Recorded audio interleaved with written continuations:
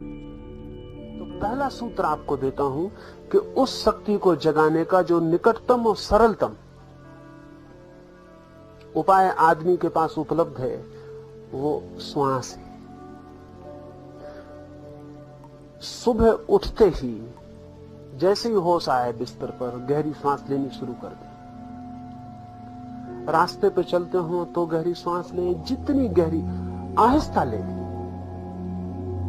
परेशान नहीं हो जाना है, गहरी लेनी, शांति से लेनी, आनंद से लेनी, पर लेनी गहरी है। और पूरे वक्त ख्याल रखना है कि जितनी ज्यादा प्राणवायु भीतर जा सके, आपके खून में, आपकी श्वास में, आपके हृदय में जितनी प्राणवायु जा सके और जितनी कार्बन डाइऑक्साइड बाहर फेंकी जा सके, उतना ही जो ध्यान हम करने जा रहे हैं उसमें सरलता हो जाएगी। जितनी ज्यादा प्राणवायु भीतर होती है उतनी ही शारीरिक अशुद्धि कम हो जाती है। और बड़े मजे की बात है कि शारीरिक अशुद्धि का आधार अगर छूट जाए तो मन को अशुद्ध होने में कठिनाई बढ़नी शुरू हो जाती है। जितनी ताजी हवा भीतर होगी उतने आपके मन के दूषित विचार को पनपने की संभावना कम हो जाएगी। और जैसे मैंने कहा, ये पूर्णमिदम ऐसे सूत्रों के भीतर खिलने की, इनके फूल बनने की संभावना ज्यादा हो जाएगी। तो पहला हाइपर ऑक्सीजनेशन,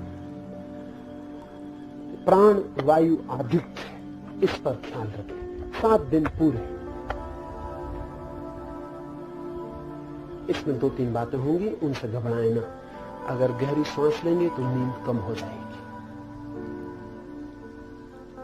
उससे जरा भी चिंता ना लेंगे। नींद कम हो जाती है जब भी नींद गहरी हो जाती है। तो जितनी गहरी सांस लेंगे, श्वास की गहराई के साथ नींद की गहराई बढ़ती है। इसलिए तो जो लोग मेहनत करते हैं वो रात गहरी नींद सोते हैं, जो मेहनत नहीं कर पाते वो रात गहरी नींद नहीं सो पाते। जितनी श्वास की गहराई होगी भीतर, उतनी नींद की गहराई बढ़ जाएगी। लेकिन नींद की अगर गहराई बढ़ेगी, इंटेंसिटी बढ़ेगी, तो एक्सटेंशन कम हो जाएगा, लंबाई कम हो जाएगी। उसकी चिंता नहीं लेंगे। अगर आप 7 घंटे सोते हैं तो 4 घंटे में पूरी हो जाएगी, 5 घंटे में पूरी हो जाएगी, उसकी कोई फिक्र नहीं। लेकिन 5 घंटे में आप 8 घंटे की बजाय ज्यादा ताजे और ज्यादा आनंदित और ज्यादा स्वस्थ सुबह उठेगी। इसलिए जब सुबह नींद टूट जाए, और जल्दी नींद टूटने लगेगी, अगर आपने गहरी सांस ली तो जल्दी नींद टूटने लगेगी। तो जब नींद टूट जाए उठाएं, सुबह के उस आनंदपूर्ण क्षण को न खोएं, उसका ध्यान के लिए उपयोग कर लेंगे। पहली बात। दूसरी बात, जितना कम भोजन ले सके और जितना हल्का ले सके उतना हित कर।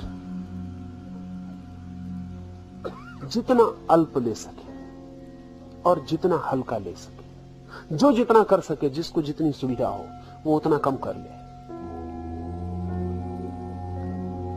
जितना कम कर लेंगे उतना ध्यान की गति तीव्र, सुगम हो जाएगी। क्यों? कुछ गहरे कारण हैं। हमारे शरीर की कुछ सुनिश्चित आदतें हैं। ध्यान हमारे शरीर की आदत नहीं है, ध्यान हमारे लिए नया काम, शरीर के बंधे हुए एसोसिएशन। शरीर की बंधी हुई आदतों को अगर कहीं से तोड़ दिया जाए तो शरीर और मन नई आदत को पकड़ने में आसानी पाते। कई दफे तो आप हैरान होंगे कि अगर आप चिंतित होते हैं और सिर खुजलाने लगते हैं, अगर आपका हाथ नीचे बांध दिया जाए और आप सिर न खुजला पाए तो आप चिंतित ना हो सकेंगे। आप कहेंगे कि सिर खुजलाने से चिंता का क्या एसोसिएशन? शरीर की निश्चित आदत हो गई है, वो अपनी पूरी की पूरी अपनी आदत को, अपनी व्यवस्था को पकड़ के पूरा कर लेता है। शरीर की जो सबसे गहरी आदत है वो भोजन है, सबसे गहरी, क्योंकि उसके बिना तो जीवन नहीं हो सकता। जो डीप मोस्ट, डीपेस्ट, ध्यान रहे, सेक्स से भी ज्यादा गहरी,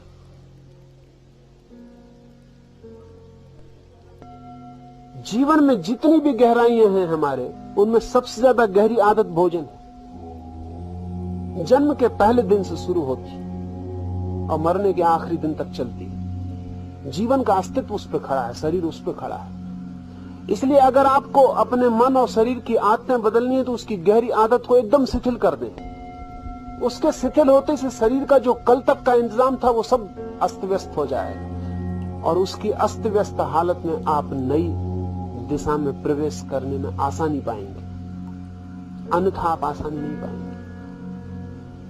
तो जितना कम बन सके, किसी को उपवास करना हो उपवास कर सकता है, किसी को एक बार भोजन लेना हो एक बार ले सकता है, आपकी मर्जी पर है। नियम बनाने की जरूरत नहीं है। अपनी मर्जी से चुपचाप जितना कम से कम न्यूनतम मिनिमम का ख्याल रखें। तो दूसरी बात स्वल्प आहार। तीसरी बात एकाग्रता। 24 घंटे में आप गहरी श्वास लेंगे ही, साथ ही श्वास पर ध्यान भी रखें तो एकाग्रता सहज फलित हो जाएगी। रास्ते पे चल रहे हैं, श्वास ले रहे हैं, श्वास बाहर से भीतर गई तो देखते रहें, बी अटेंटिव, देखते रहें कि श्वास भीतर गई, फिर श्वास बाहर जा रही तो बाहर गई, फिर भीतर गई, फिर बाहर गई। ध्यान रखेंगे तो गहरा भी ले पाएंगे, नहीं तो जैसी भूलेंगे वैसी श्वास धीमी हो जाएगी। और गहरा लेते रहेंगे तो ध्यान भी रख पाएंगे, क्योंकि गहरा लेने के लिए ध्यान रखना ही पड़ेगा। तो ध्यान को श्वास के साथ जोड़ ले।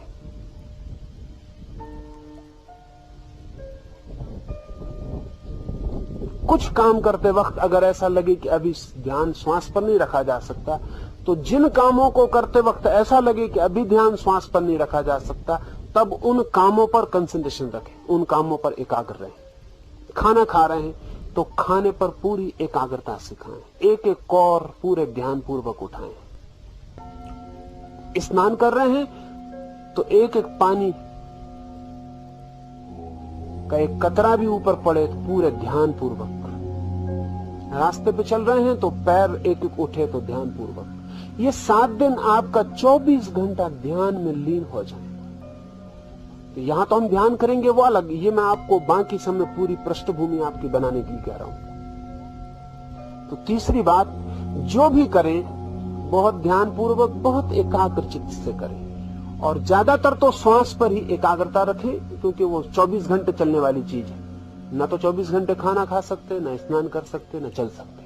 श्वास 24 घंटे चलेगी, उस पर 24 घंटे ध्यान रखा जा सकता है, उस पर ध्यान रखें। भूल जाएं दुनिया में कुछ और हो रहा है, बस एक ही काम हो रहा है कि श्वास भीतर आ रही है और श्वास बाहर जा रही है।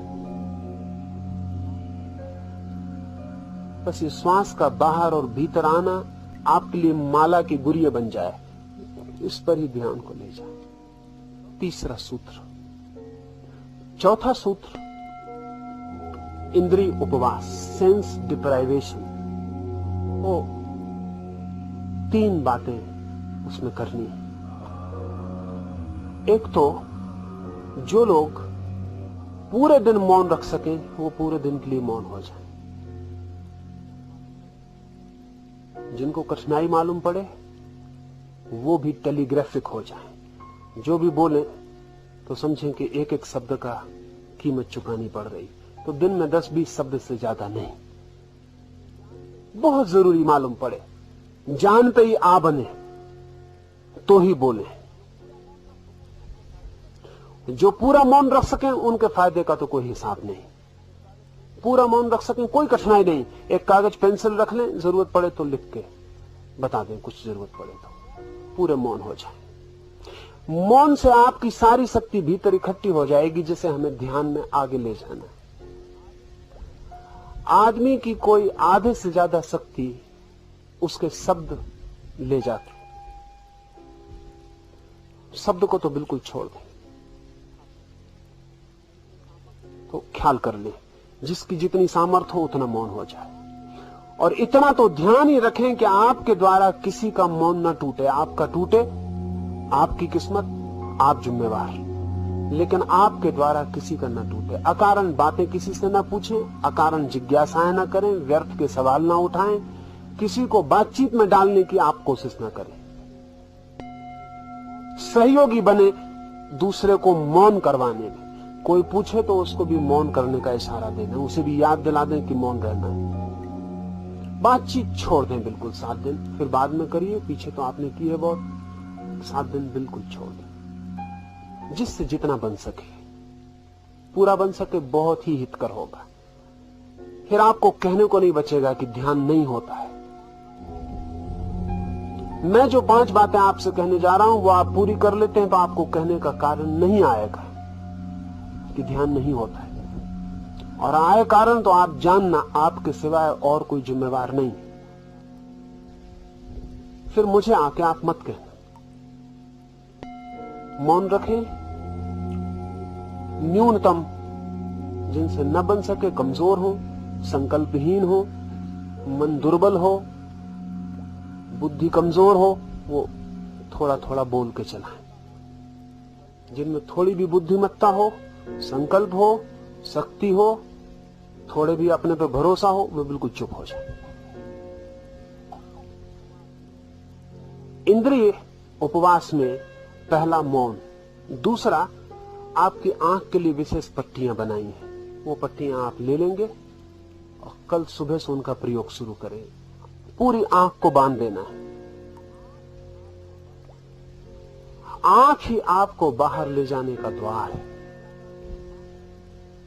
जितनी ज्यादा देर बांध रख सकें उतना अच्छा है। जब भी खाली बैठे हैं, आंख तो पट्टी बंधी रहने दें। उससे दूसरे दिखाई भी नहीं पड़ेंगे, बातचीत का भी मौका नहीं आएगा, और आपको अंधा मान के दूसरे भी छोड़ देंगे। ठीक है, जाने दें, व्यर्थ उनको परेशान ना करें, अंधे हो जाए। मौन होना तो आपने सुना ही है, मैं कहता हूं अंधे भी हो जाए। मौन होना भी एक तरह का मुक्ति है, अंधा होना और भी गहरी, क्योंकि आंख ही हमें 24 घंटे बाहर दौड़ा रही है।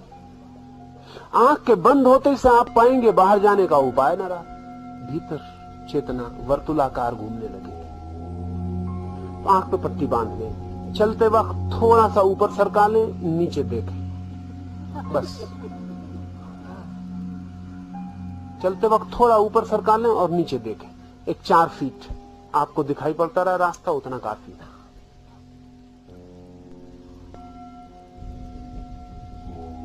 उसे बांध के ही पूरा वक्त गुजारे। जो रात उसको बांध के ही सो सके वो बांध के ही सोए। जिनको अड़चन मालूम हो वो निकाल दें। बांध के सोएंगे, नींद की गहराई में फर्क पड़ेगा।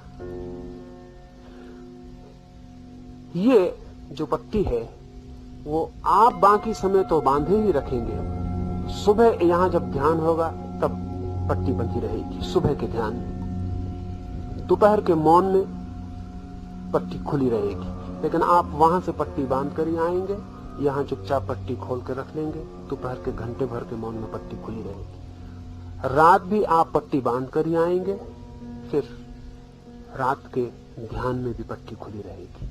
सुबह जब मैं बोलूंगा तब आपकी पट्टी खुली रहेगी, दोपहर मौन में खुली रहेगी, रात के ध्यान में खुली रहेगी। इतना आपकी आंख के लिए मौका दूंगा। ये भी मौका इसलिए दूंगा कि ये भी आपको भीतर ले जाने में सहयोगी बन सके, तभी आपकी आंख को बाहर देखने का मौका देना, अन्यथा आपकी आंख को बंद ही रहे। और 7 दिन में आप हैरान हो जाएंगे कि मन के कितने तनाव आंख के बंद रहने से विदा हो जाते हैं, जिसकी आप अभी कल्पना नहीं कर सकते।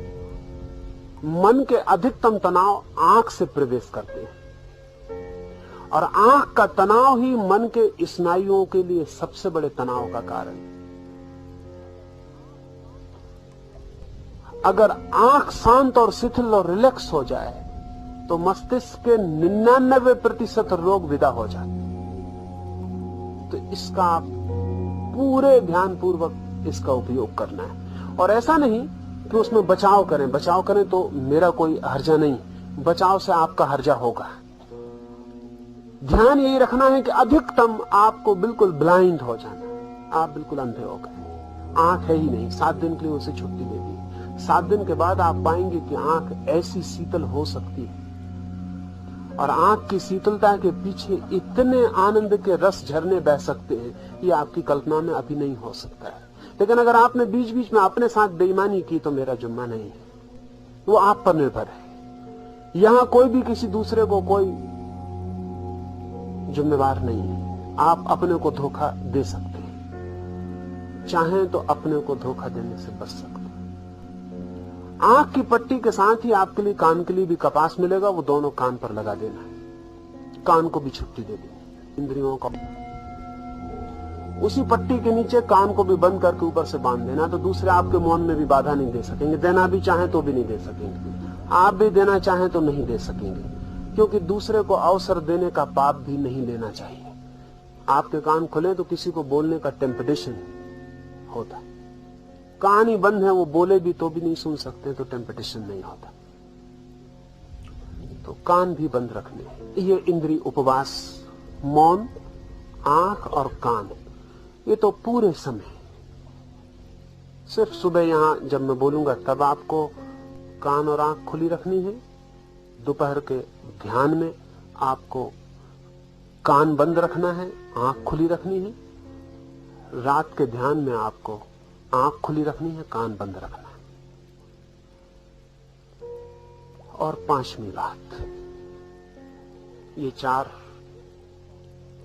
और 5वीं अंतिम और सर्वाधिक जरूरी, ध्यान रहे परमात्मा के मंदिर में केवल वही लोग प्रवेश करते हैं जो नाचते हुए प्रवेश करते हैं, जो हंसते हुए प्रवेश करते हैं, जो आनंदित प्रवेश करते हैं। रोते हुए लोगों ने परमात्मा के द्वार पर कभी भी मार्ग नहीं पाया है। इसलिए उदासी 7 दिन के लिए छोड़ दी, प्रसन्न रहे, हंसे, नाच, आह्लादित रहे, चीयरफुलनेस पूरे वक्त आपके साथ हो, उठते बैठते एक मगन, एक धुन में मस्त, एक हर्षोन्माद, एक एक्सटेसी चढ़ी है, एक नशा। चल रहे हैं तो ऐसे नहीं कि जैसे हर कोई चल रहा है, चल रहे हैं तो ऐसे जैसे कि फकीर को, साधक को चलना चाहिए, नाचते हुए आनंदित। दूसरे की फिक्र छोड़ दें। यहां हम आए ही इसलिए ताकि हम दूसरे की फिक्र छोड़ सकें।